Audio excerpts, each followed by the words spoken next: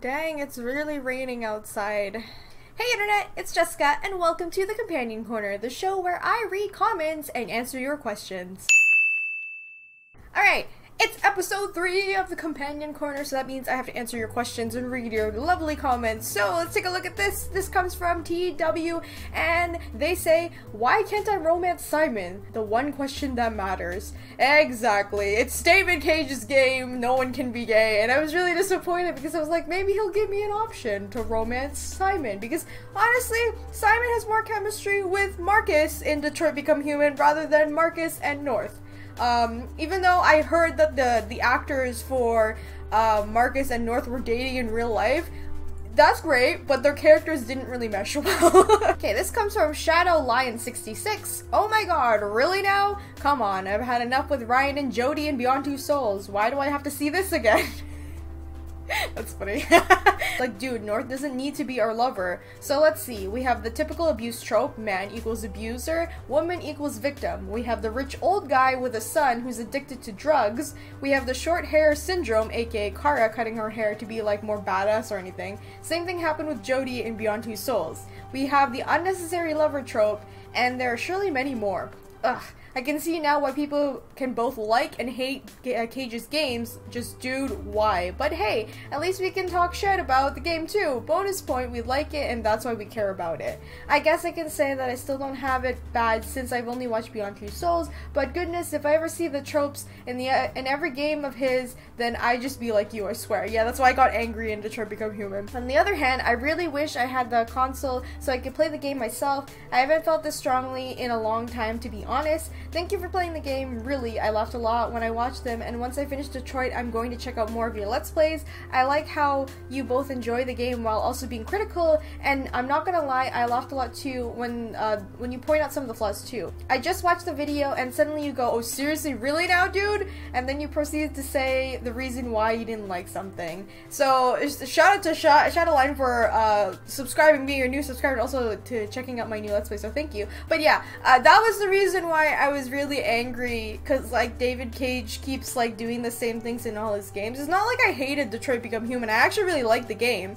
It's probably one of my favorites among his games that he's made for Quantic Dream, and I just really wish he would stop using the same thing over and over again, because I've seen it in Fahrenheit, Indigo Prophecy, Heavy Rain, Beyond Two Souls, and now Detroit Become Human. It's just like every time he makes a new game, it's just like he keeps writing the same things in, and I really wish he wouldn't do that. Like every other developer that I played their games and whatever, obviously I love their games, but there is some mistakes in it and I can be critical about it, and then when they make the next game they don't include that kind of stuff. They try something different, and I really appreciate that. I just really wish David Cage would do that too, because like I've said many times, he comes up with great concepts. The concepts are so like interesting and very intriguing, and he has like this very interesting way of making you panic when you play the game. That's why I was panicking a lot in Detroit Become Human. And like, I do care about the characters. I did care about them. It's just like, it's hard. Sometimes it takes away from me because I'm like, I wish he didn't do this. Like, I've already seen him write about this. I really wish he would write about something else. You know, if you want to do the abusive thing, maybe make the woman the abuser and the man the victim. It doesn't have to always be the man is the bad guy and the woman is the victim. There is another story to this. This comes from Tau Carlos 1. I'm sorry if I'm saying your name wrong. You can decide not to do most of the things you just complained about by standing still or doing something else. No one is forced to be violent just because it gives you the option to be. And that's not what I was complaining about. During Marcus's, you know, like, when he was breaking out all the droids from the Cyberlife stores, I wasn't like saying like, oh, you can't be passive, you have to be violent. What I was saying was, it gives you more options to be violent rather than to be passive. Like, there's other things you can do other than just standing still. It can be more immersive if that's what Quantic Dreams was trying to go for. They could have gave more options to be more passive rather than let's break everything and destroy everything in the street. Because like, yes, it gives you the choice, and that's not what I was complaining about. I just wish there was more choices for being passive. This comes from Toby Dion. Peaceful fights from freedom may have casualties, beatings, and get bloody, but the deaths of the video and the video of abuse will be a better job of getting people to empathize with your cause, giving you a better weapon than fear. This made me think of the current situation in Israel shooting peaceful Palestinians.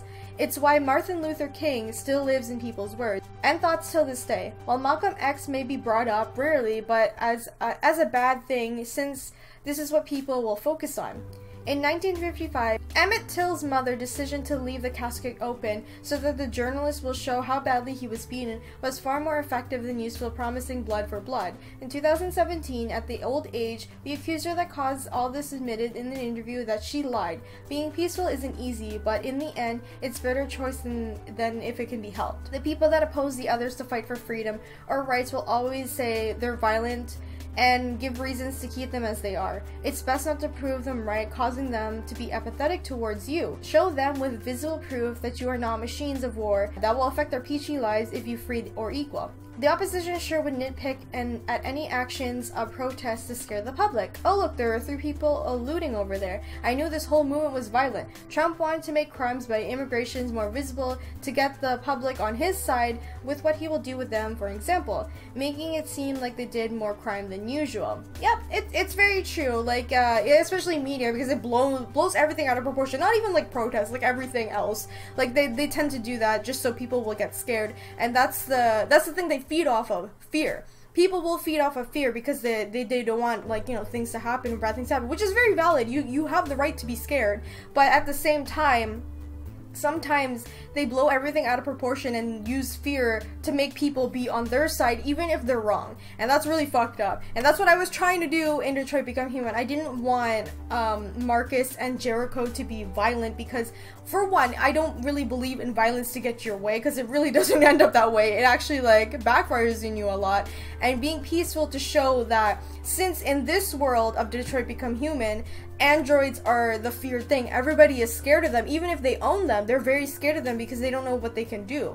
And humans already know androids are better than humans. They're more superior to them. And if they wanted to, they could just kill everybody and take over. If they really wanted to, that could happen.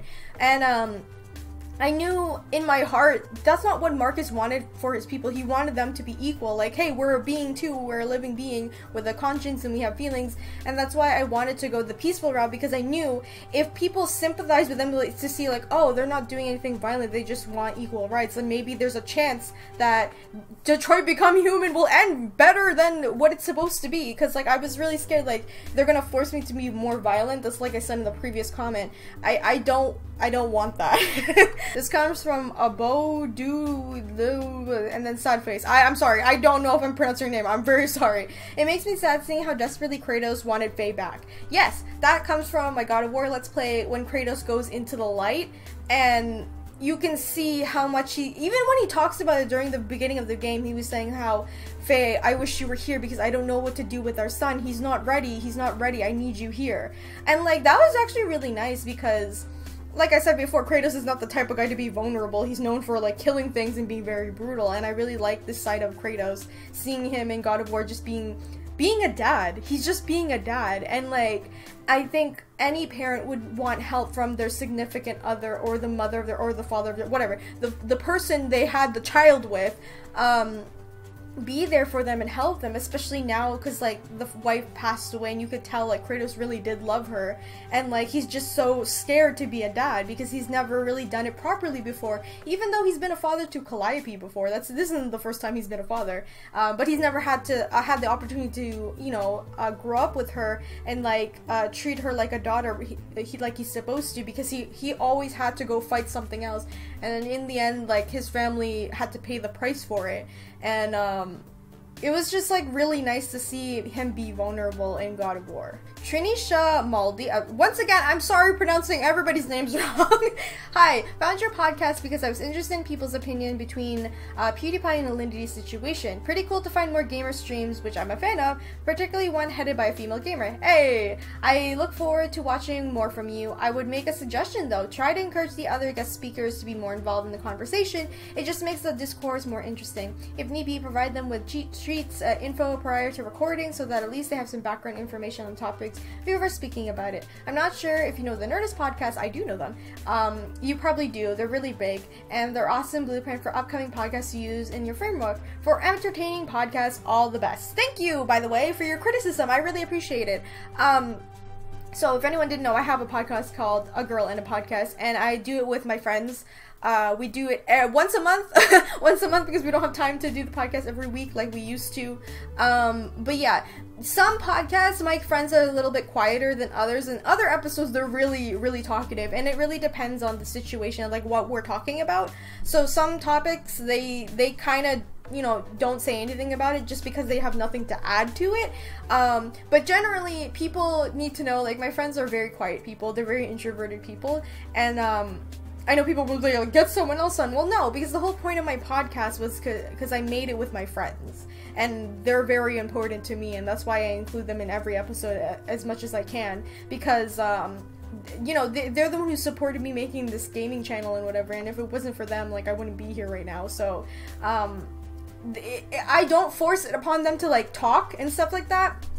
I tried to encourage them to talk, but they're more interested in talking about, like, Nintendo and stuff, because that's what my friends are. Or, like, if it's Tracy, she likes talking about, like, K-pop, or, like, certain situations that are more serious, she can talk with me, but unfortunately she's not available for the podcast that often. But hopefully in the next episode we are going to be talking about E3 for this month, so maybe they'll be more talkative, especially about the Nintendo stuff. But I really appreciate your criticism, so thank you. Witcher of Hyrule. I agree, it's extremely unfair and unprofessional that Steam doesn't care when The Witcher 3, GTA, and other AAA games have full-blown pornographic scenes. Like, what the fuck? It's double standards. Though Honey Pop specifically is fucked up because it's weird the alcohol tolerance bar the girls have in their bio. Not cool. Anyway, love the podcast. Thank you! Yeah, so I was talking about how Steam started banning pornographic games on Steam, which is, like, Valve's decision. Like, they can ban and approve whatever game they want because Steam is their platform, but I didn't like the fact that they were just like, hey, we don't like this visual novel where there's, like, waifu animes getting all naked, so we're gonna ban them, but it's okay if GTA has a stripping scene and, like, someone's getting a blowjob and, you know, all this sexual stuff, but we're gonna leave it up there. I feel like that's kind of very unprofessional. Like, once again, it's their decision, like, what they want to add on Steam. Like, all the power to them, they have the right to do it, but I think they're, like, overreacting with the visual novels. Come on, like, visual novels are not that bad. This comes from Tama Gaming. Says, hey, love her coffee mug. Why, thank you. So it's always displayed in my videos, and people always ask me what my coffee mug says, and it says, keep calm, I'm the Doctor, because, you know, I'm a huge Doctor Who fan. As you can completely tell, I'm wearing the TARDIS on my shirt. Gabrielle Drake says, the War for the Light is all about elves in Norse mythology.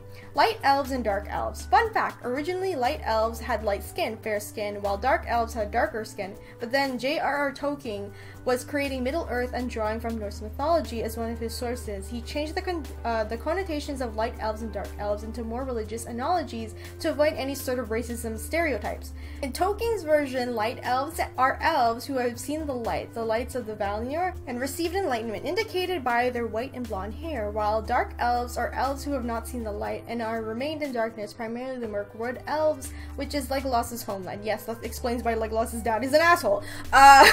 But yes, I actually like when people leave, like, trivia facts in, like, my videos, because it's cool. You can learn about something, and it's really cool that Tolkien pulled from Norse mythology, and he kind of became the go-to look for, like, fantasy, like, with elves, orcs, and, like, you know, all that kind of stuff. So it's really cool that it came from Norse mythology. Like, he gained his inspiration from Norse mythology, and then he himself became an inspiration to a lot of fantasy writers. This comes from Rena. Oh no, this is so sad. Adam, how dare you kill Jessica? I legit almost cried when Leo died, though. Yeah, that I didn't get to have, like, a discussion at the end of A Way Out, because I was recording it with Adam and we didn't get a chance to, like, talk about it, but I did enjoy the game. The ending pissed me off, though. Like, I did not see that coming, where he, like, betrays me, and it's, like, it hurts even more because you're playing it, like, the idea of A Way Out is to play with your friend, right? And you have a relationship with them, and to find out their character is, like, betrays yours, that just makes it even worse. And, like,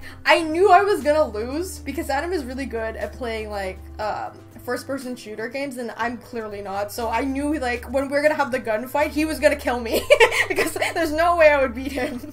Taku Riser. I'll pray for your sanity after this road. That's referring to Toma. Since I already finished the entire thing on Twitch, I already played the entirety of Toma's raid. I never wanna play that game again. It's so bad. KJ Valentine's? Going to Filipino reunions are packed. Yes, it's true. So if anyone didn't know, I am half Filipino and I've been to a lot of Filipino reunions or parties or gatherings or whatever.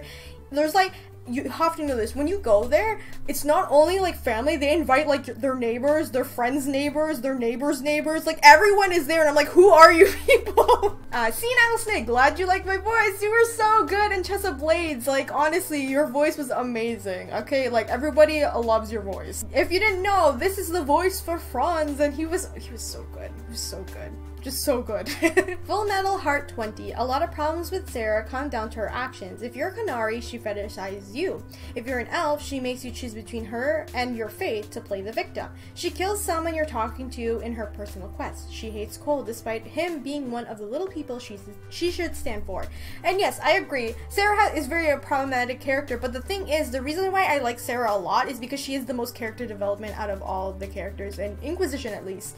By the end of Dragon Age, I would say the Trespasser DLC, she's grown the most. Honestly, I was very surprised with like, how she was talking to my Inquisitor, because I was playing as a Dalish elf, I was romancing Solis, and like, the things that she would say, I would disagree with her too. So she liked my character, but I could tell like, if they were in real life, they would have friction between them because they didn't agree with everything they said.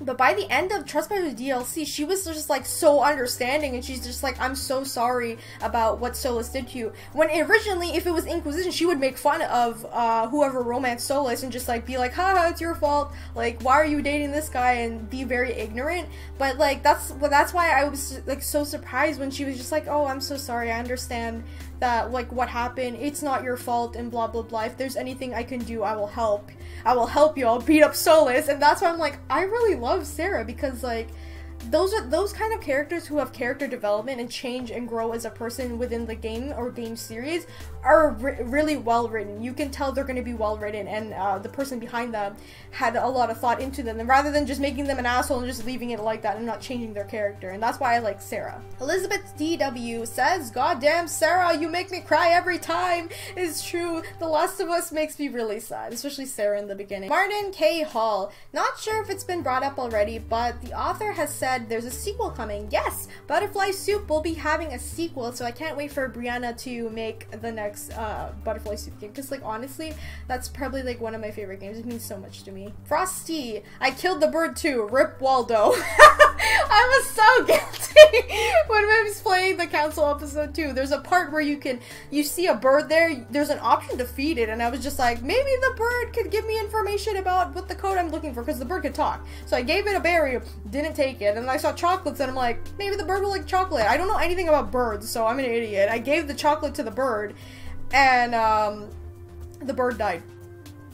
Nah, I still feel bad for Waldo. My Little Rents YT says, the censor image had me crying. I'm glad you guys liked my censor images for Chess of Blades, because, you know, there was a lot of things happening there. Lucy asks, in the last Detroit episode, you said the next game was Vampire. What is that game about? So Vampire is made by Donut Entertainment. It is going to be placed in the 17th or 18th century, I can't remember, but you play as a doctor who has to take care of everybody in London because there's an epidemic. If you know that in London, UK, there was an epidemic that broke out back in the day. And as a doctor, you have to care for these people and take care of them. But at the same time, you are a vampire yourself and you have the urge to, you know, drink blood, and you see these patients and you're just like, I could eat them. Like, I could drink their blood and kill them.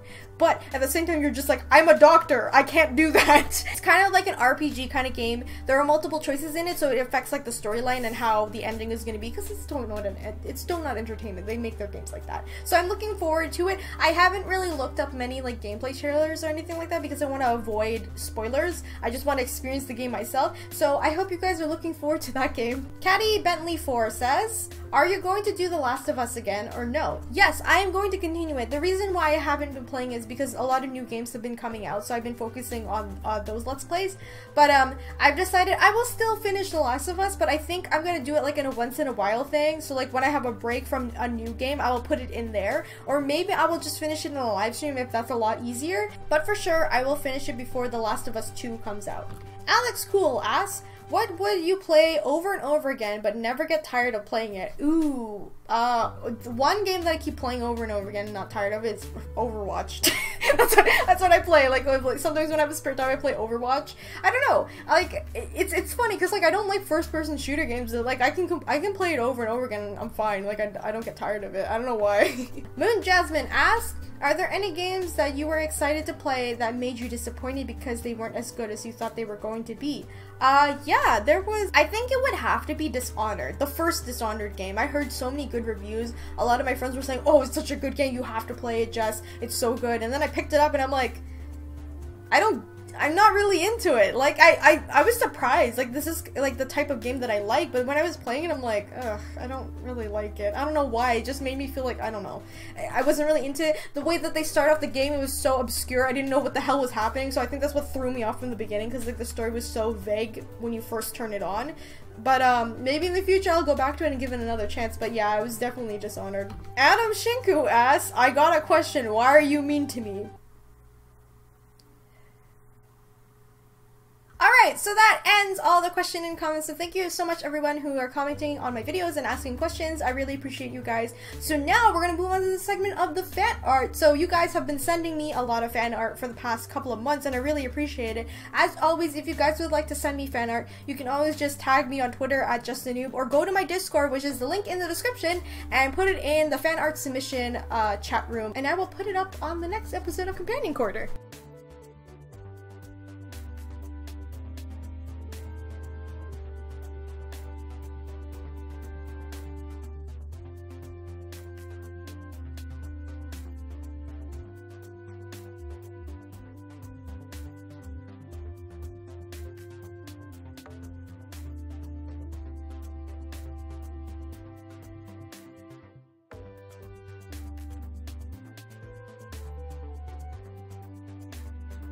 Alright, so this leaves us to video of the week or the month. I confused it with the update video because I included one in the update video, but for this month, since it is Pride Month, I'm going to leave it with Butterfly Soup, the last episode. I know it's a very short episode, but I really wanted people to look at it because I talk about a little bit about how important Butterfly Soup is and what it means to me and like you guys as well. And also I just talked about my story about, you know, coming out as bi and discovering that I was bi and stuff like that. So in honor of Pride Month, I will pick Butterfly Soup. So if you haven't seen that series either, it's about girls who are in high school figuring out their sexuality and understanding it better. But also at the same time, it's very unique because it discusses the struggles of being a teenager while having Asian parents. And I know this can relate to other races as well, but the Asian stereotypes and the Asian expectation was too real in that game. It was too real because I could relate to every single thing that happened. Anyway, this comes to the end of Companion Corner, so thank you so much to everyone who submitted stuff and asked questions and whatever. And if you guys would like to do the intro to these videos, you can do so with the link in the description. Go over there and I will be accepting submissions for the intro for next month. Alright, so yeah, this was good. Thank you everyone for watching, and I'll see you in the next episode. Bye! So we came back from the dead.